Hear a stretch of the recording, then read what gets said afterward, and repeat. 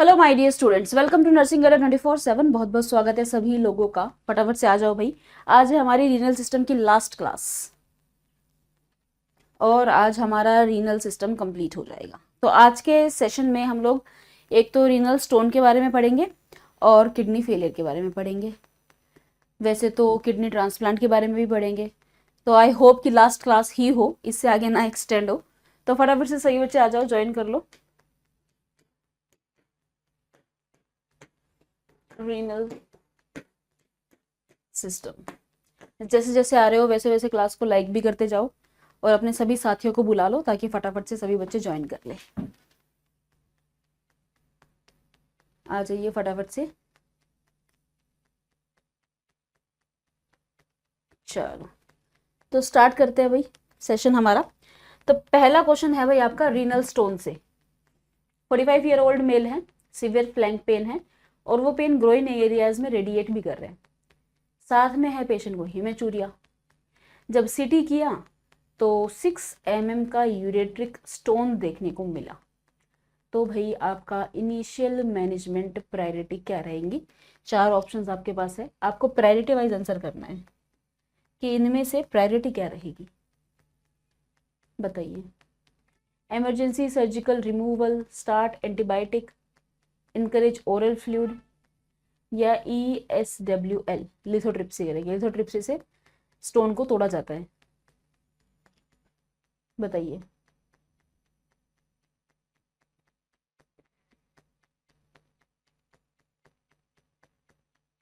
सभी बच्चे आंसर करेंगे।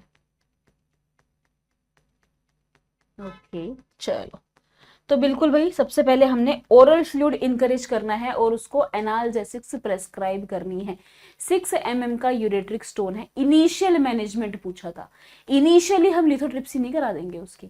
इनिशियल मैनेजमेंट में आपको पता है जब स्टोन जिन भी लोगों को स्टोन होता है तो हमेशा उनको बोला जाता है जितना हो सके इतना फ्लूइड का इंटेक करो। तो इनिशियल मैनेजमेंट आपने फ्लूइड इनटेक जो है उसको इंकरेज करना है और क्योंकि पेशेंट को पेन है तो हम उसको एनाल्जेसिक्स जो है वो लेने के लिए बोलते हैं। तो पहली इनिशियल मैनेजमेंट जो है वो आपकी यही जाती है। क्या होता है कि 10 mm से कम का स्टोन होता है तो वी विल ट्राई कि कंजर्वेटिव मैनेजमेंट ही हो जाए, यानी कि दवाइयों से ही काम बन जाए।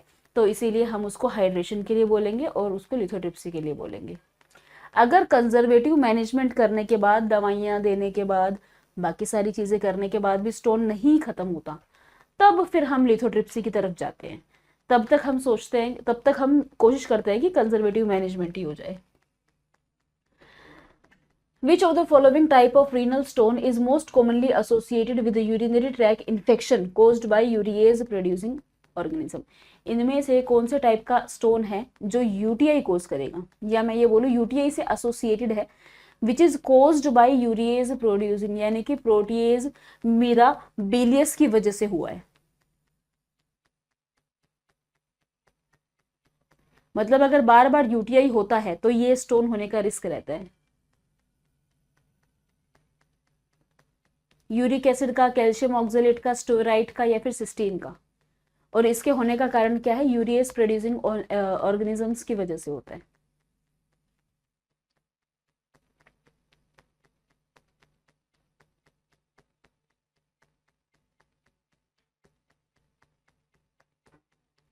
बहुत ही बढ़िया भाई। तो जो ये आपके स्टूरेट का स्टोन होता है ना, स्ट्रूवाई स्टोन, ये जो स्टोन होते हैं ये होते हैं मैग्नीशियम अमोनियम फोस्फेट के स्टोन। और इन स्टोन को होने का कारण होता है जो यूरिएज प्रोड्यूसिंग बैक्टीरियाज होते हैं, उनकी वजह से ये स्टोन देखने को मिलता है।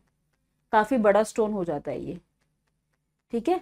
तो स्टूराइड स्टोन होगा भाई, बार बार यूटीआई होने की वजह से स्टूराइड स्टोन होने का रिस्क रहता है। और ये किस वजह से होता है? यूरिएज प्रोड्यूसिंग बैक्टीरिया की वजह से होता है। जो यूरिक एसिड वाला स्टोन होता है ये होता है एसिडिक यूरिन की वजह से।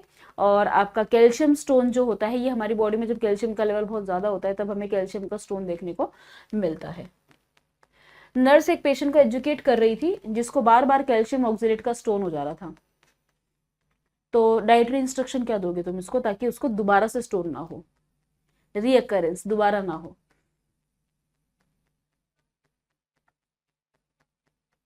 बताओ। कैल्शियम ऑक्जेलेट के स्टोन की बात हो रही है कि भाई कैल्शियम रिच फूड को अवॉइड करो।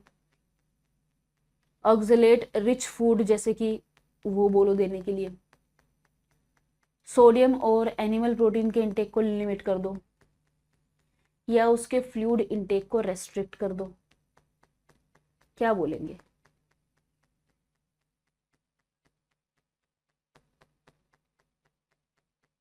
ए, बी, सी या डी? बहुत ही बढ़िया भाई। तो सोडियम और एनिमल प्रोटीन के इंटेक को कम करना है, क्योंकि कैल्शियम ऑक्सलेट का स्टोन बार बार बन रहा है। तो आपको सोडियम और पेशेंट को बोलना है कि भाई एनिमल प्रोटीन के इंटेक को आपको कम करना है, क्योंकि this is responsible for calcium. ये आपके यूरिनरी कैल्शियम के लेवल को बढ़ाता है, सिट्रेट को रिड्यूस करता है। सिट्रेट क्या होता है? जो स्टोन को बनने से रोकता है, उसको हम बोलते हैं सिट्रेट। तो जो सोडियम और एनिमल प्रोटीन होता है वो सिट्रेट को रिड्यूस कर देगा, जिससे कि स्टोन बनने के रिस्क बढ़ जाते हैं। ठीक है जी, बिल्कुल। Which of the following urine characteristic is most favorable for the formation of uric acid stone? बताओ भाई, यूरिक एसिड का जो स्टोन बनता है तो कौन सी कैरेक्टरिस्टिक आपको इसमें से सबसे ज्यादा फेवरेबल देखने को मिलती है यूरिक एसिड के स्टोन को बनने के लिए?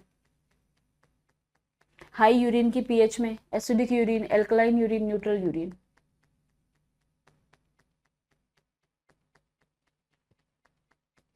आंसर करो फटाफट। Most favourable for formation of uric acid stone, uric acid को बनने के लिए सबसे फेवरेबल क्या रहेगा? ऑब्वियसली एसिड है ना, तो एसिडिक यूरिन। अभी मैंने पीछे बताया ना। तो यूरिक एसिडिक यूरिन के केस में यूरिक एसिड स्टोन जो है ज्यादा बनने का रिस्क रहता है, एसिडिक यूरिन में बनेंगे ये। ठीक है। Patient with a known history of cystinuria present with recurrent renal stone. भाई एक पेशेंट है जिसकी हिस्ट्री है सिस्टीन यूरिया की, अब उसको भी दोबारा से रेनल स्टोन हो गया है। लॉन्ग टर्म मैनेजमेंट कैसे करेंगे इसकी? सिस्टीन यूरिया की हिस्ट्री है, रिकरेंट रीनल स्टोन हुआ है, लॉन्ग टर्म मैनेजमेंट कैसे करोगे? थायाजाइड दोगे, हाई प्रोटीन डाइट दोगे, यूरिन एल्कलाइजर दोगे, या डेयरी प्रोडक्ट को अवॉइड करवाओगे?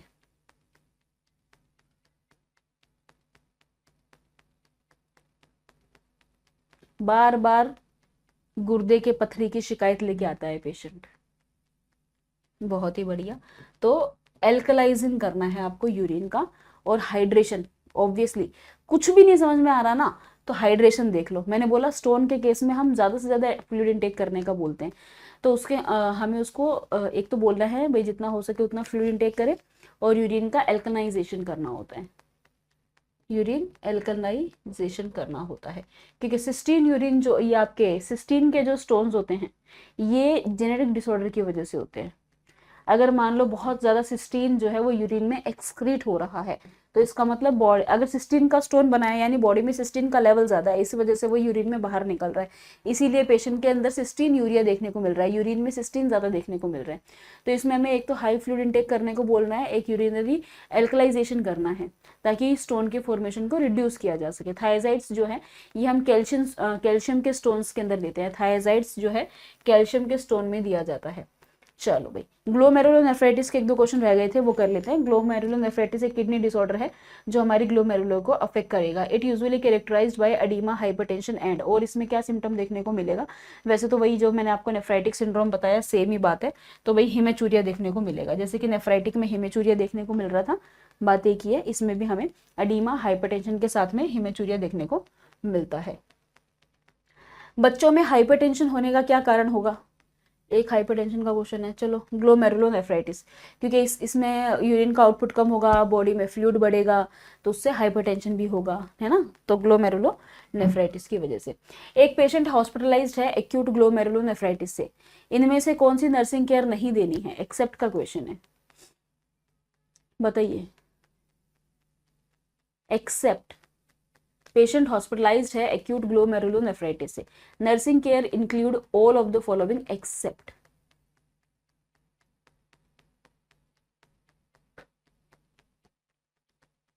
4 घंटे, हर 4 घंटे में वाइटल्स लेने हैं, हफ्ते में 2 बार वेट लेना है, इनटेक आउटपुट देखना है, या हर 4 घंटे में बीपी देखेंगे?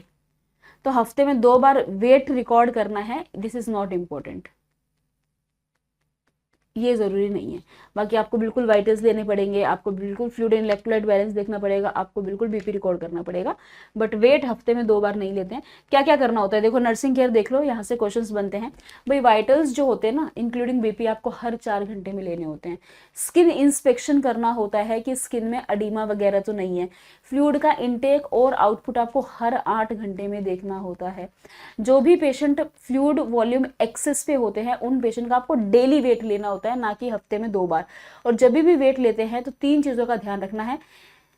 पूरे दिन में एक ही समय पे डेली वेट लेना है। जैसे अगर आज आप दोपहर में 2 बजे ले रहे हो, कल भी 2 ही लेना है, परसों भी 2 बजे ही लेना है, फिर भी 2। सेम टाइम होना चाहिए, सेम वेइंग स्केल की जो मशीन है वो होनी चाहिए, और सेम क्लोथिंग होनी चाहिए जब भी आप वेट लोगे। इस चीज को ध्यान रखना।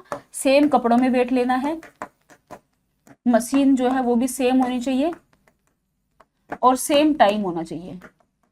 और जो पेशेंट फ्लूइड वॉल्यूम एक्सेस पे होते हैं, उनका डेली वेट लेना होता है, ना कि हफ्ते में 2 बार डेली वेट लेना होता है। उसके अलावा क्योंकि भाई ग्लोमेरुलोनेफ्राइटिस है, यूरिन आउटपुट कम होता है, तो आपको जो भी वेस्ट प्रोडक्ट है उनके लेवल चेक करते रहने होते हैं। भाई क्रिएटिनिन का लेवल कितना है, ब्लड यूरिया नाइट्रोजन कितना है, ये सारे लेवल्स भी आपको चेक करते रहने होते हैं। तो ये इंपॉर्टेंट चीज़ें हैं।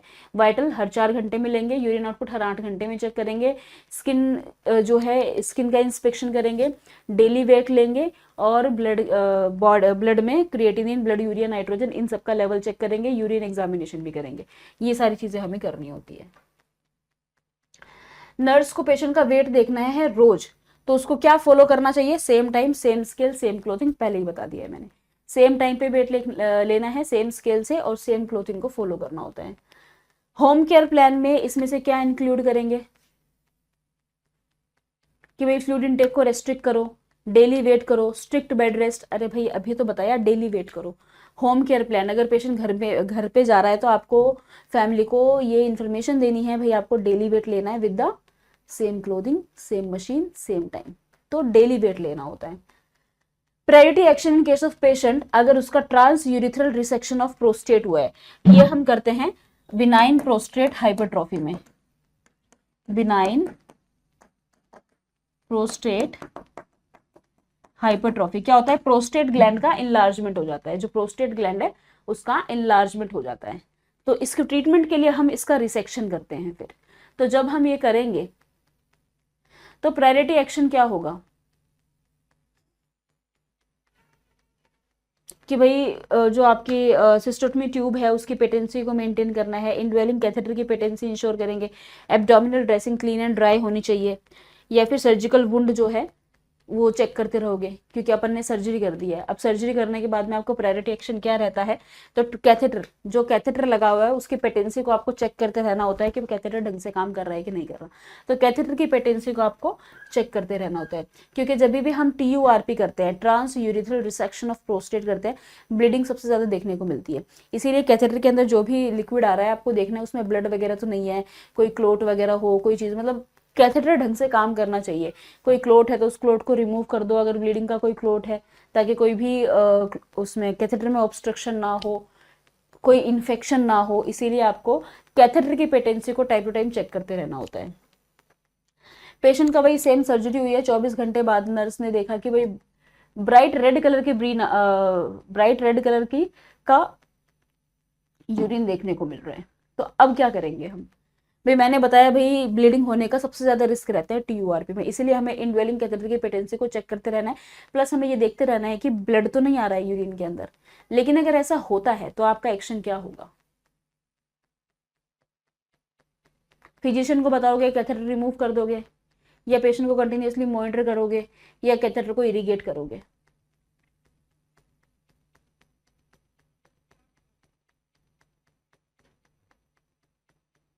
बताओ क्या करेंगे? बिल्कुल। तो फिजिशियन को बताना है, क्योंकि ये कॉम्प्लिकेशन है TURP की। अगर इस प्रकार की कोई कॉम्प्लिकेशन देखने को मिलती है, आपको इमीडिएटली फिजिशियन को इन्फॉर्म करना होता है। मोस्ट कॉमन कॉम्प्लिकेशन है ये,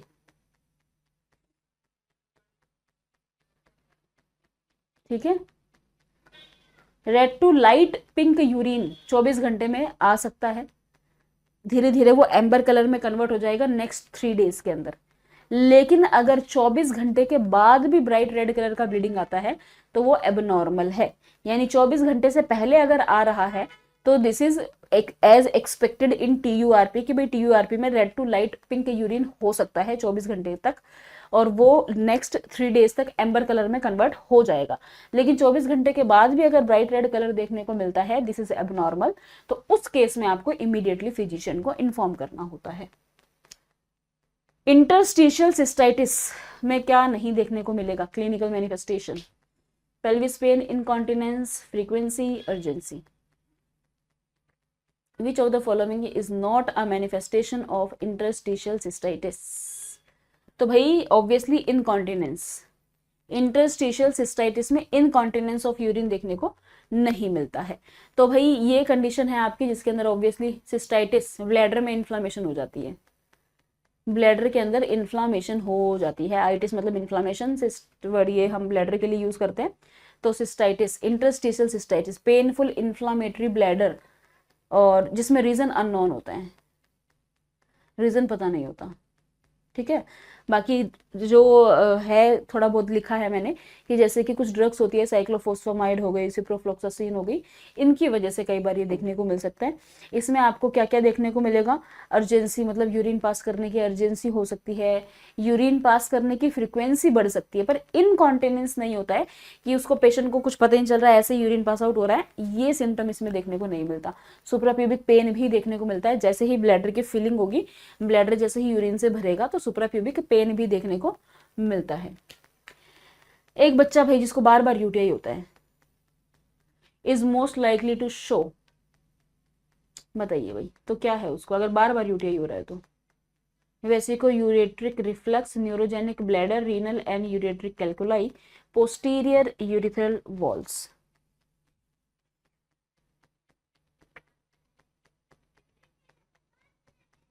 यूरिनरी ट्रैक इन्फेक्शन, बिल्कुल। तो वेसिको यूरेट्रिक रिफ्लक्स, अगर बार बार यूटीआई होता है तो इस केस में पेशेंट को वेसिको यूरेट्रिक रिफ्लक्स होता क्या है? पहली बात तो इसमें यूरिन का रिफ्लक्स, बैकवर्ड फ्लो होता है यूरिन का। वेसिको यूरेट्रिक तो यूरेटर से ऊपर की तरफ, यानी कि जब यूरिनेशन करेंगे, यूरिन पास आउट करेंगे, तो नॉर्मली तो क्या होता है कि यूरिन का फ्लो कैसे होता है? किडनी, अगर आप इसका डायग्राम देखोगे तो ये हमारी इधर किडनीज होती है, ये हमारे यूरेटर्स होते हैं, ये ब्लैडर होता है, और यहाँ पे नीचे यूरिथ्रा होता है, कुछ इस तरीके से होता है। तो नॉर्मली यूरिन का फ्लो कैसे होगा? किडनी से यूरेटर्स, यूरेटर से फिर यहाँ ब्लैडर में इकट्ठा हो जाएगा और फिर हमारा यूरिथ्रा के थ्रू पास आउट हो जाएगा। लेकिन यूरिको यूरेटर रिफ्लक्स के अंदर क्या होता है कि बैक फ्लो होता है, यानी कि यूरेटर से दोबारा से किडनी में बैक फ्लो कर जाता है, ब्लैडर में नहीं आता, ब्लैडर में नहीं आएगा, बैक फ्लो कर जाता है, जिसकी वजह से हाँ जी जिन लोगों को यूटीआई होता है, यूटीआई वाली कंडीशन में 35% बच्चों के अंदर ये कंडीशन देखने को मिलती है, वेसिको यूरेटर रिफ्लक्स। जिन लोगों को बार बार यूटीआई होता है उन लोगों में ये कंडीशन देखने को मिलती है। 35% बच्चों में ये कंडीशन ज्यादा देखने को मिलती है, जिसमें यूरिन नीचे ना फ्लो करके ऊपर की तरफ फ्लो कर जाता है, यानी कि यूरेटर से ब्लैडर में ना आके यूरेटर से किडनी में बैक फ्लो कर जाता है। और ये हमें बच्चों में देखने को मिलती है, 35% केसेस में हमें ये देखने को मिलता है। Intravesical pressure and the volume of urine in the bladder, इनमें से किसके द्वारा हम इन दोनों चीजों को चेक कर सकते हैं? रिलेशनशिप बिटवीन इंट्रावेसिकल के अंदर कितना प्रेशर है, फिर हमारे ब्लैडर में यूरिन की वजह से कितना प्रेशर है। अगर हमें मेजर करना हो तो हम किससे मेजर करेंगे? तो भाई मैं ही बता देती हूँ, ऑब्वियसली आपका सिस्टोमेट्री। सिस्टोमेट्री से हम प्रेशर मेजर करते हैं, सिस्टोमेट्री से हम इंट्रावेसिकल एंड ब्लैडर के अंदर यूरिन का जो वॉल्यूम है उसको मेजर करते हैं सिस्टोमेट्री के द्वारा। तो एक डायग्नोस्टिक प्रोसीजर होता है जो हमें ब्लैडर के फंक्शंस को देखने में मदद करता है कि हमारा जो ब्लैडर है वो ढंग से काम कर रहा है कि नहीं कर रहा, ब्लैडर के अंदर कितना प्रेशर है। जब हम वॉइडिंग यानी यूरिन पास आउट करेंगे तो ब्लैडर का प्रेशर कितना होता है, तो उसको देखने के लिए हम ये यूज करते हैं। इनवॉलंटरी लॉस ऑफ यूरिन, जब अपने आप यूरिन का लॉस होता है, जैसे ही हमारे एब्डोमेन के अंदर प्रेशर बढ़ेगा तो अपने आप ही यूरिन का लॉस हो जाता है। तो इसको हम क्या बोलते हैं, इसको हम बोलते हैं स्ट्रेस इनकॉन्टिनेंस। एब्डोमेन में प्रेशर कैसे पड़ा, जैसे आपने छींक मारी तो एब्डोमेन में प्रेशर पड़ा, तो कोई भी ऐसा रीजन जिसकी वजह से एब्डोमेन में प्रेशर पड़ता है और अपने आप यूरिन पास आउट हो जाता है, तो उसको हम बोलते हैं stress incontinence. Involuntary loss of, overflow का मतलब तो होता है ओवरफ्लो, अर्ज का मतलब होता है कि यूरिन पास आउट करने की बहुत ज्यादा अर्ज होती है ना, उसको हम बोलते हैं। और stress sudden leak of urine, जैसे ही हम कोई ना कोई एक्टिविटी कर रहे हैं और अचानक से यूरिन लॉस हो जाता है, तो उसको हम बोलते हैं यूरिनरी इनकॉन्टिनेंस। ठीक है। और जब बहुत ज्यादा अर्ज होती है यूरिन पास करने की, अब लेकिन आप पास आउट नहीं करने गए, बहुत ज्यादा अर्ज हो रही है, पास नहीं करने गए, और तब यूरिन पास आउट हो जाए, तो उसको हम बोलते हैं अर्ज इनकॉन्टिनेंस। भाई अर्ज हुई ना, भाई ब्लैडर ने तो स्टिमुलस दिया था कि यूरिन पास करना है, अब करा नहीं तो फिर, तो इसको हम बोलते हैं involuntary pass of urine after strong sense of urgency. बहुत अर्जेंसी हुई थी, उसके बाद इनवॉलेंट्री यूरिन पास आउट हुआ है। इन्वायरमेंटल फैक्टर की वजह से जब लॉस ऑफ यूरिन होता है तो उसको क्या बोलेंगे, कॉग्निटिव या फिर इन्वायरमेंटल फैक्टर की वजह से यूरिन लॉस होना, रिफ्लेक्स इनकॉन्टिनेंस, फंक्शनल इनकॉन्टिनेंस, अर्ज इनकॉन्टिनेंस या फिर ओवरफ्लो इनकॉन्टिनेंस। Very good. तो उसको भी हम बोलेंगे फंक्शनल इनकॉन्टिनेंस, क्योंकि यहाँ पर आप कॉग्निटिव मतलब होता है यहाँ माइंड की बात हो रही है, तो यहाँ पर जो आपका inability of person to reach the toilet in time, time पर वो पहुंच ही नहीं पाता यूरिन पास आउट करने, टाइम पर वो यूरिन पास आउट करने पहुंच ही नहीं पाता, to avoid unintentional loss of urine called functional urinary incontinence. तो किसी भी फिजिकल बैरियर की वजह से कॉग्निटिव हमारी थिंकिंग ही थोड़ी सी स्लो हो गई है, या इन्वायरमेंट के अंदर कोई बैरियर है, फिजिकल बैरियर है, जिसकी वजह से हम यूरिन पास आउट करने नहीं जा पाए और यूरिन खुद ही पास आउट हो गया, तो उसको हम बोलते हैं। What is the name of test to find the acetone in urine, urine के अंदर एसीटोन को देखने के लिए हम कौन सा टेस्ट करते हैं, यूरिन के अंदर एसीटोन को देखने के लिए कौन सा टेस्ट किया जाता है, बताओ भाई। तो उसके लिए हम करते हैं रोथर्स टेस्ट, रोथर्स टेस्ट करते हैं एसीटोन यानी कि कीटोन बॉडीज को देखने के लिए यूरिन के अंदर।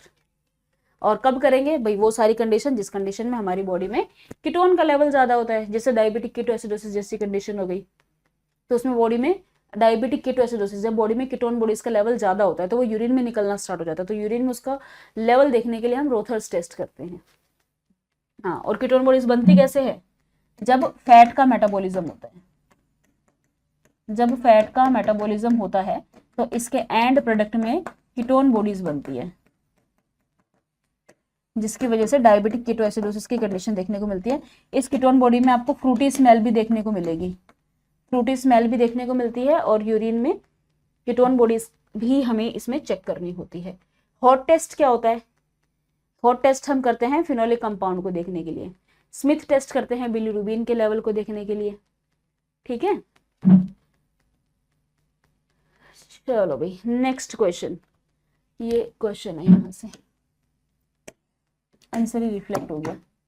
In acute tubular necrosis which finding most reliably differentiate it from pre renal azotaemia. बहुत ही अच्छा क्वेश्चन है, आंसर तुमने देख लिया, इस क्वेश्चन को मैं तुम्हें अच्छे से समझाती हूँ। तो ये एक्यूट ट्यूबुलर नेक्रोसिस के अंदर ये बताया, ये पूछा गया है इनमें से ऐसी कौन सी फाइंडिंग है जो एक्यूट ट्यूबुलर नेक्रोसिस को प्री रीनल एजोटीमिया से डिफरेंशिएट करेगी। Acute tubular necrosis and pre renal azotemia, इन दोनों के अंदर इनमें से ऐसी कौन सी फाइंडिंग है जो इन दोनों को एक दूसरे से अलग करती है, वो है presence of muddy brown granular cast. तो किसमें होगा, अब देखो इसके बारे में पहले अपन ध्यान से थोड़ा सा पढ़ लेते हैं। बात करते हैं प्री रीनल एजोटीमिया की। प्री रीनल, अगर तुम्हें किडनी के कोज पता हो, मैंने वो नहीं बताया ना तुम्हें, चलो अभी बता देती हूँ।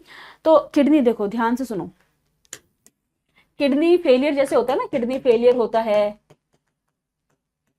तो उसके ना 3 कारण होते हैं किडनी फेल होने के।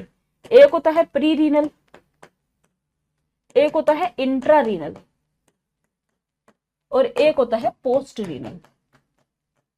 प्री रीनल का मतलब होता है वो सारे कारण जिसकी वजह से किडनी की ब्लड सप्लाई कॉम्प्रोमाइज हो रही है।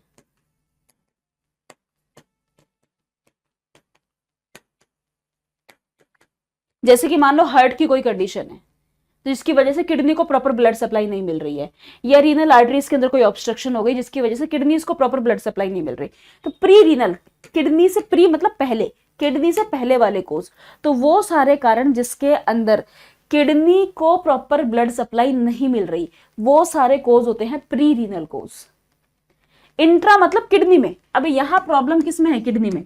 तो जो भी तुम ये नेफ्रोटिक सिंड्रोम पढ़ रहे हो, नेफ्राइटिक सिंड्रोम पढ़ रहे हो, ग्लोमेरुलोनेफ्रोसिस पढ़ रहे हो, नेफ्राइटिस, ये सारे होते हैं इंट्रारीनल, यानी कि जब प्रॉब्लम किडनी के अंदर थी इस वजह से किडनी फेल हुई है। यहाँ पर प्री रीनल का मतलब है किडनी फेल हुई क्योंकि किडनी को प्रॉपर ब्लड सप्लाई नहीं मिली, इसलिए किडनी फेल हुई है। तो ये कौन सा कारण हुआ? ये हुआ प्री रीनल कारण। इंट्रारीनल, भाई किडनी के ही अंदर प्रॉब्लम हुई जिसकी वजह से किडनी फेल हो गई, तो ये हो गया इंट्रारीनल। पोस्ट रीनल, किडनी में कोई प्रॉब्लम नहीं है, किडनी के बाद वाले स्ट्रक्चर्स में प्रॉब्लम है, जैसे यूरेटर में, यूरिनरी ब्लैडर में या यूरिथ्रा में, उनमें प्रॉब्लम होने की वजह से किडनी में प्रॉब्लम हुई है, तो वो होता है पोस्ट रीनल, यानी किडनी के बाद वाले स्ट्रक्चर्स। किडनी के बाद में यूरेटर्स होते हैं, यूरिनरी ब्लैडर होता है, यूरिथ्रा होता है, प्रोस्टेट ग्लैंड होती है। इन सब में प्रॉब्लम होने की वजह से, जैसे आपका यूरिनरी ब्लैडर के अंदर सिस्टाइटिस हो गया, बिनाइन प्रोस्टेट हाइपरट्रॉफी हो गया, किडनी के बाद वाले स्ट्रक्चर्स में प्रॉब्लम हुई जिसकी वजह से किडनी में प्रॉब्लम हुई, तो उसको हम बोलते हैं पोस्ट रीनल कोज। तो ये 3 कोज होते हैं। अब कंडीशन देखो, प्री रीनल एजोटीमिया, यानी प्री मतलब किडनी से पहले, तो प्री रीनल किडनी तो ठीक है, किडनी को कोई मसला नहीं है, लेकिन किडनी की ब्लड सप्लाई में कमी आ गई है, जैसा कि मैंने अभी आपको बताया प्री रीनल कोज। तो प्री रीनल एजोटीमिया का मतलब होता है कि किडनी तो अपने आप में नॉर्मल है, लेकिन जो उसका ब्लड फ्लो है वो डिक्रीज हो चुका है, जिसकी वजह से ग्लोमेरुलर फिल्ट्रेशन रेट भी कम हो गया है। और एक्यूट टिब्यूलर नेक्रोसिस, अब यहाँ पे किडनी के ही टिब्यूल्स में नेक्रोसिस हो गई है, किडनी के ही टिब्यूल्स में नेक्रोसिस हुई है, तो इसको हम बोलेंगे इंट्रा रीनल, क्योंकि यहाँ प्रॉब्लम किडनी के अंदर ही है। तो इसमें हमारे जो किडनी के ट्यूब्यूल्स है वो डैमेज हो गए हैं। किस वजह से हुए हैं? हो सकता है बहुत टाइम तक इस्चीमिया रहा हो, या कोई नेफ्रोटॉक्सिक ड्रग्स खाई हो, उस वजह से हुआ हो, है ना। तो ये तो पहली बात, दोनों कंडीशन। प्री रीनल एजोटीमिया का मतलब होता है जब किडनी जो है वो, किडनी में प्रॉब्लम हो रही है, किस वजह से? किडनी की ब्लड सप्लाई कॉम्प्रोमाइज होने का मतलब किडनी ठीक है लेकिन किडनी को प्रॉपर ब्लड सप्लाई नहीं मिल रही, जिससे जीएफआर डिक्रीज हुआ। और एक्यूट ट्यूबुलर नेक्रोसिस का मतलब है किडनी के ट्यूब्यूल्स डैमेज हो गए हैं, बहुत टाइम तक इस्चीमिया की वजह से भी हो सकता है, या नेफ्रोटॉक्सिक ड्रग का इंटेक करने की वजह से भी हो सकता है।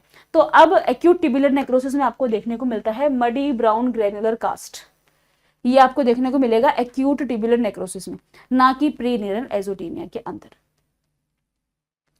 ठीक है, तो एटीएन के अंदर मोस्ट एक्यूट ट्यूबुलर नेक्रोसिस में आपको ग्रेनुलर कास्ट देखने को मिलता है, मडी ब्राउन।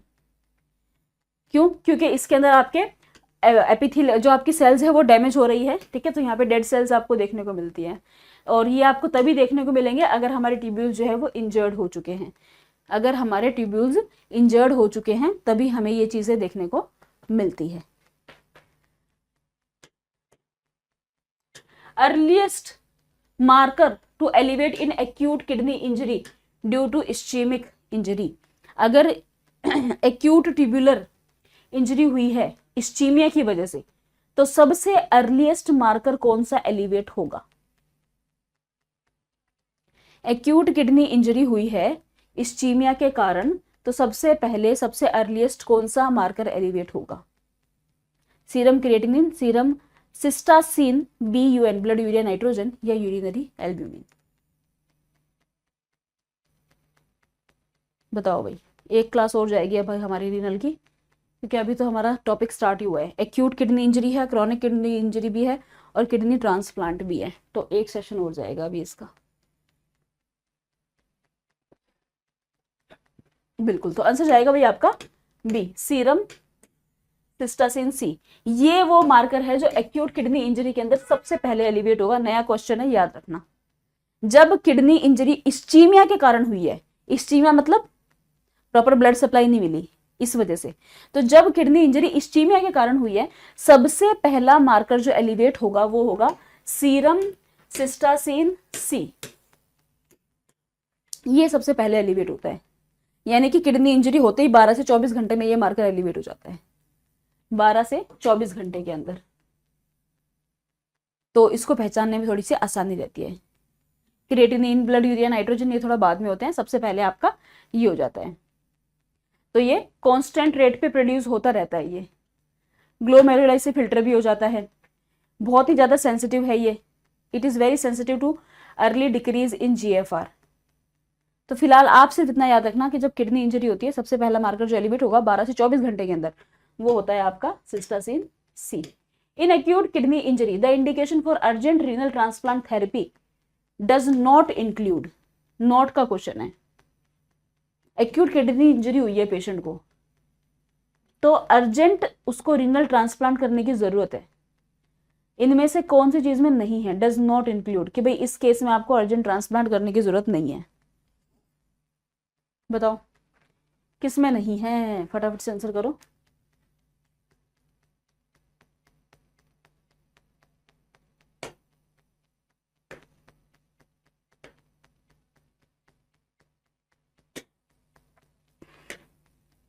बिल्कुल भाई। तो माइल्ड अगर एसिम्प्टोमेटिक यूरीमिया है, अगर माइल्ड है और वो भी सिम्टम्स कोई नहीं आ रहे हैं और यूरीमिया देखने को मिल रहा है, यूरिया थोड़ा सा बढ़ा हुआ है सिर्फ, तो उस केस में रीनल, थोड़ा सा यूरिया बढ़ा हुआ है तो रीनल ट्रांसप्लांट करने की जरूरत नहीं है। अगर थोड़ा सा ही यूरिया का लेवल बढ़ा हुआ है तो आपको रीनल ट्रांसप्लांट करने की रिक्वायरमेंट नहीं होती है। तो इसी तरीके से अगर आप अपना सिलेबस हमारे साथ करना चाहते हो, आपको गाइडेंस की जरूरत है, आप तैयारी करने बैठे हो बट आपको समझ में नहीं आ रहा है कि हम कहाँ से शुरू करें, या आपके पास कंटेंट ही नहीं है कि यार पढ़ना तो है पर मेरे पास कंटेंट नहीं है, किसी भी चीज की रिक्वायरमेंट है, हम आपकी हेल्प के लिए हमेशा तैयार रहते हैं। तो आप हमारे साथ हमारे बैचेस में इनरोल कर सकते हैं। इनरोल करने के लिए आपको क्या करना है, आपको जाना है गूगल पे और आपको सर्च करना है अड्डा 24/7। सबसे ऊपर वाली वेबसाइट जो होगी आपको उस पर क्लिक करना है, इधर ऑल कोर्सेज पर जाना है और इधर नीचे नर्सिंग पे जाओगे। जैसे ही नर्सिंग पे जाओगे आपको यहाँ पर सारे बैचेस शो हो जाएंगे। अब दो चीजें हैं, या तो आप जिस पर्टिकुलर एग्जाम की तैयारी कर रहे हो आप उस बैच में एनरोल कर लो, या फिर अगर ऐसा है आपको पता है बहुत सारी वैकेंसीज जो है वो आने वाली है, आती रहती है, आएंगी, निकली हुई है, तो कितने बैचेस में एनरोल करोगे, इससे अच्छा है अपना एक ही बैच ले लो, नर्सिंग महापैक, जो सबसे ऊपर तुम्हें दिखेगा नर्सिंग महापैक। इस बैच की खासियत यह है कि इस बैच के अंदर आपके सारे एग्जाम्स इंक्लूडेड हैं, जो आ चुके हैं, जो आने वाले हैं, सब कुछ इंक्लूडेड है। 1 pack for all nursing exam, एक ही पैक है सभी नर्सिंग एग्जाम के लिए। तो उसके लिए आपको करना है, आपको प्राइस शो हो रहा है, आप यहां से बाय नाउ करना, और जैसे कि आप प्राइस देख रहे हो 3635 शो हो रहा है, आप यहाँ पे एक कूपन कोड लगा देना YT05। तो जो भी प्राइस शो हो रहा होगा उसमें आपको एक्स्ट्रा 2% ऑफ मिल जाएगा। तो YT05 जैसे ही लगाओगे आपको एक्स्ट्रा 2% ऑफ आपको प्राइस में मिल जाएगा, जो भी प्राइस आपको शो हो रहा होगा उसमें आपको ऑफ मिल जाएगा। तो याद रखना, किसी भी बैच में इनरोल करना हो तो कूपन कोड लगा सकते हो YT05, इससे आपको एक्स्ट्रा 2% ऑफ मिल जाता है। इन बैचेस के अंदर आपको लाइव एंड रिकॉर्डेड क्लासेस मिलती है, PDF नोट्स मिलते हैं, टेस्ट सीरीज मिलती है, मेंटोरशिप मिलती है, यूट्यूब पे MCQ सेशंस करवाए जाते हैं जिसकी PDF आपको प्रोवाइड की जाती है, प्रॉपर गाइडेंस दी जाती है, जिस लैंग्वेज में आपको पढ़ना पसंद है उस लैंग्वेज में आपको पूरी तरीके से समझाने की कोशिश की जाती है। तो बेसिकली सारी चीजें आपको इसमें प्रोवाइड करने की हम पूरी तरीके से कोशिश करते हैं। तो आप इस बैच में एनरोल कर सकते हो। अगर आपको कोई भी क्वेरी है, कोई भी इशू है, तो आप कॉल पे भी बात कर सकते हो, जिसके लिए मैं आपको नंबर बता देती हूँ। तो बैचेस में अगर इनरोल करना है और कोई भी प्रॉब्लम आ रही है तो आप इस नंबर पे कॉल कर सकते हो 9240231061। आप इस पे भी कॉल करके बात कर सकते हो। तो इनरोल करने के लिए कूपन कोड लगाना मत भूलना for the extra discount. Thank you so much.